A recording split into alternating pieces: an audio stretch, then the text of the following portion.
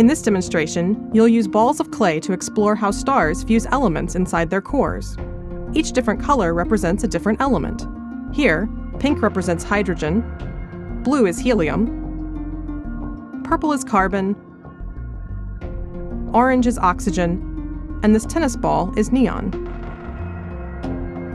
We'll start with hydrogen, just like you've got in the center of a young star. The inside of a star is hot and dense, and all of these hydrogen atoms keep bumping together.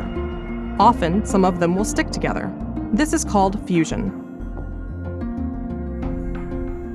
So we squish together 4 pink balls representing hydrogen, and these form a new element, helium, represented by the blue clay.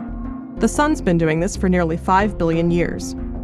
Eventually, the hydrogen in the center of the star runs low, and we've mostly got a lot of helium jostling together instead.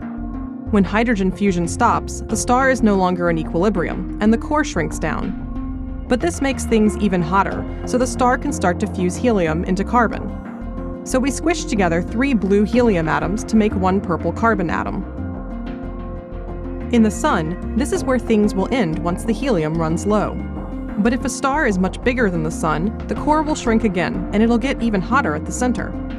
Now the star can fuse together a carbon and a helium atom, creating oxygen. So we'll squish a blue helium atom and a purple carbon atom, and that turns into 1 orange oxygen atom. You can imagine what happens when carbon runs low and fusion stops once more. The core shrinks, things get hotter, and new fusion can begin again. Helium and oxygen start to fuse into neon. So we squish a blue helium atom and an orange oxygen atom, and swap that out for a tennis ball that represents neon. Depending on the size of the star, this process can continue through the periodic table up to the point where iron is formed. But to fuse iron, you need to input energy. With energy going into fusion instead of coming out of it, the star can never be in equilibrium again, and its days are numbered.